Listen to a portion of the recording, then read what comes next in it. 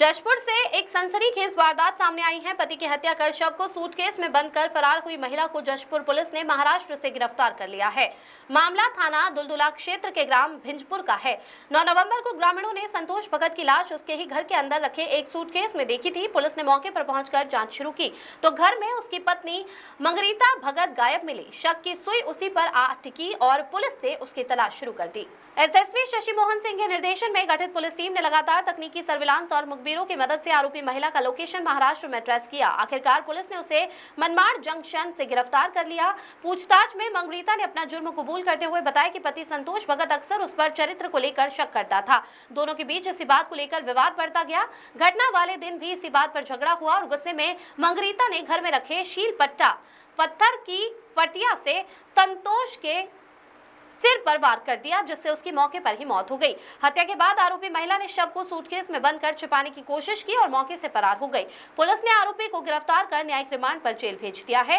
इस मामले में एसएसपी शशि मोहन सिंह ने बताया कि हत्या के बाद आरोपी महिला लगातार स्थान बदल रही थी, लेकिन हमारी टीम ने तकनीकी मदद से उसे महाराष्ट्र से पकड़ा। हत्या का कारण आपसी विवाद और शक बताया जा रहा है। Bureau report.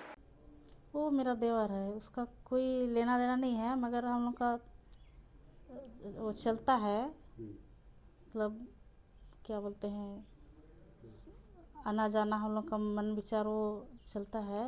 लेकिन कुछ नहीं है उसमें से। लेकिन मेरा पति उसमें से उसको शक करता है। उसके लिए झगड़ा भी करता था और हम लोग मेरे को हर टाइम मदद करता था। मैं भी उसको मदद करती थी, दुख तकलीफ में कुछ में भी विनोद करता था। ऐसा बात नहीं है कि हम पति पत्नी हैं, नहीं, ऐसा बात का नहीं है। तो उस दिन क्या हुआ था?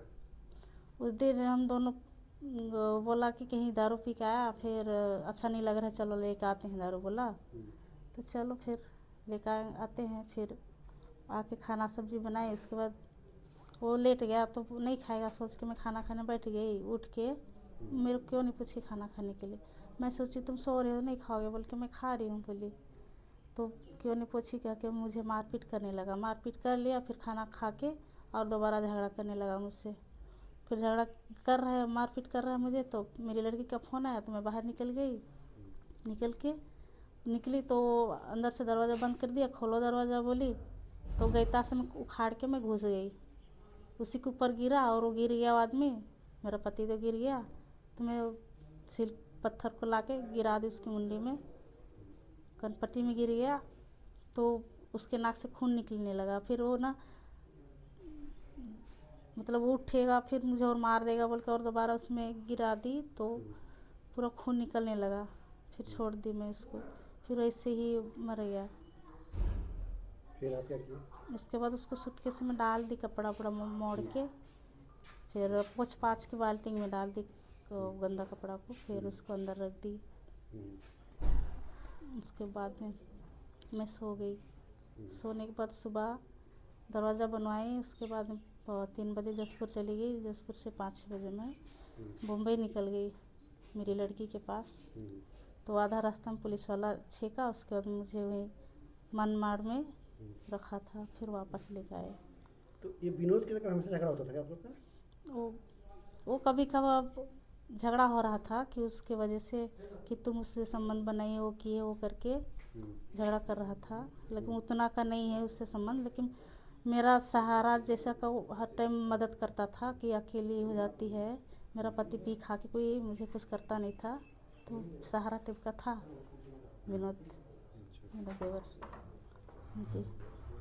जो आरोपिया है हत्या करने के बाद पति को सूटकेस में बंद करके और घटना स्थल से सबूत को मिटा के ये जशपुर से यहाँ से निकल के रायगढ़ गई और वहां से ट्रेन से ये जा रही थी मुंबई।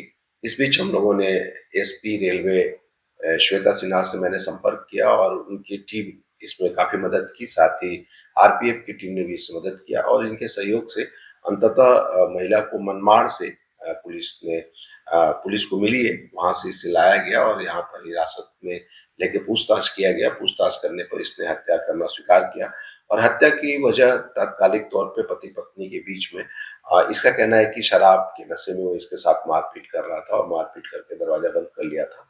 फिर इसने दरवाजा को तोड़ा और इसकी हत्या कर दी। ऐसा कहना है कि अगर मैं हत्या नहीं करती तो ये मेरी हत्या कर देता।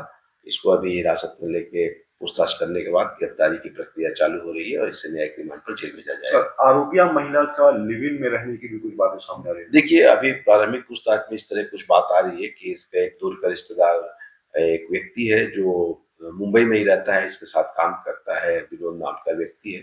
इसने ये बताया है कि इसके साथ उसके अच्छे संबंध थे और इस बात को लेके भी इसका कहना है कि पति कई बार उलाहने देता था, ताने देता था, तो कहीं न कहीं हत्या की वजह इसमें ये भी हो सकती है।